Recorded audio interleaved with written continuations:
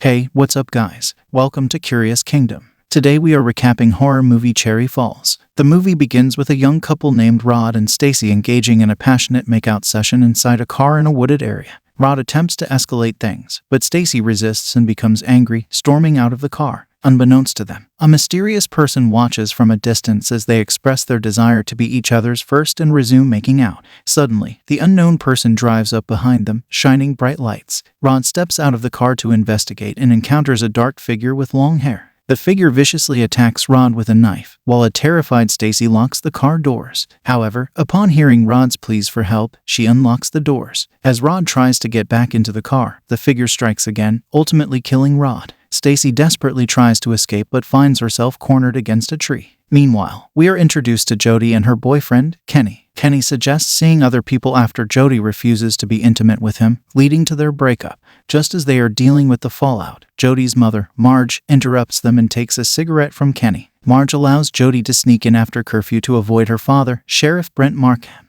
The following day, Jody arrives at school, where Timmy, a student working for the school newspaper, informs her about the deaths. As she looks around and sees the grieving students, she notices Kenny with another girl in class. In class, Mr. Marliston asks the students to share their feelings about the deaths but is interrupted by Brent and the principal. Brent urges anyone with information about the crime to come forward. Later, in the cafeteria, Jody watches Kenny with his new girlfriend. She joins her friend Sandy, who has a crush on Mark, another student, at his table. As they chat, a girl named Annette bursts in and initiates a fight with another student. The principal, Tom, intervenes and takes Annette away. Ben, who is also at the table, explains that the student spread a false rumor about Annette engaging in intimate acts with him. In the evening, Annette finds herself alone at home when she hears a knock at the door. A person claiming to be Laura Lee Sherman asks if her mom is home. Suspicious but curious, Annette opens the door, only to be violently attacked and beaten. When her parents return home, they discover the aftermath of the brutal incident, with blood everywhere. In shock, they scream at the sight.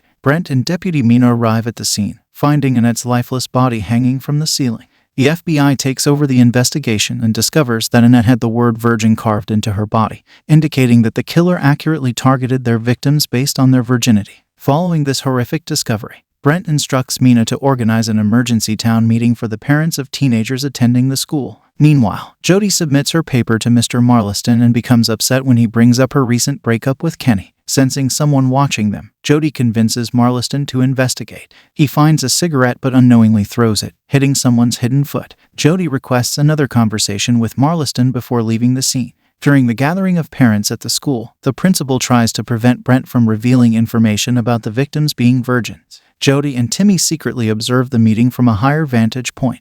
As Brent begins to disclose details about the case, the meeting descends into chaos with parents fighting each other. Timmy takes Jody's phone and leaves, prompting her to go after him. Jody hears the phone ringing from a locker labeled Version and discovers Timmy's lifeless body. Filled with terror, she encounters the mysterious figure who starts pursuing her. They race through the school but accidentally crash into a trash can. In a desperate struggle for survival, Jody gets knocked into a locker and dragged into a classroom by the figure. However, she manages to regain consciousness just as she's about to be taken away and evades the attacker. Jody climbs onto shelves, hurling glasses to keep the figure at bay. She severs a wire, triggering a fake shark that incapacitates the killer, allowing Jody to escape. She runs into her father, but by the time he arrives, the killer has vanished. At the police station, a sketch is drawn, and Brent appears to recognize the person depicted but feigns ignorance. He makes a call to Principal Tom, which Jody overhears. Brent sends Tom a fax with a picture resembling Laura Lee Sherman, but Tom denies any knowledge of her, stating that no one has heard from her in 25 years. Jody is caught listening by Brent, but she denies eavesdropping.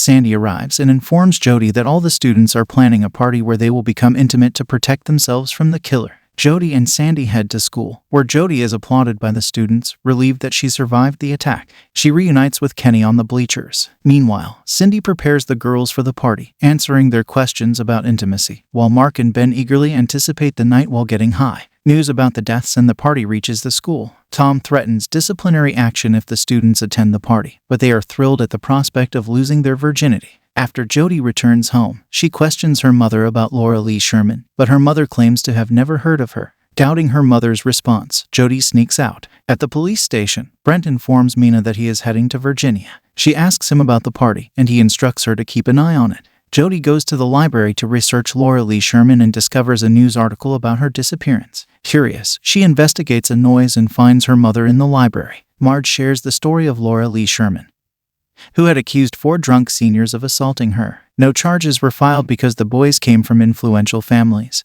and Laura Lee left town. Marge reveals that 2 of the boys also left town, while the others were Principal Tom and Jody's father, Brent. However, Marge insists that Brent was too intoxicated to participate in the crime. Brent arrives at Laura Lee Sherman's abandoned house and discovers a basement containing a creepy doll chained to an old crib. As he exits the house, the killer watches from within. Upon returning to his police car, Brent receives a radio message from Mina informing him that Tom wants to meet later to discuss Laura Lee. In a different location, Jody goes to Kenny's house and confronts him about her parents being deceitful. She aggressively tries to initiate a physical encounter with him, but he turns her down, recognizing that she is doing it out of spite towards her parents. Jody informs Kenny that she won't be going to the party with him and implies that she has someone else in mind, referring to Mr. Marliston. Hurt by her rejection, Kenny tells her not to come back if she leaves. Meanwhile, at the school, Brent attempts to meet Tom but finds him already taken out by the killer. The killer strikes Brent with a trophy, rendering him unconscious. At the party, the police keep a watchful eye while the teenagers pair up with each other. Cindy agrees to engage in intimacy with Ben in exchange for his CDs and snowboard.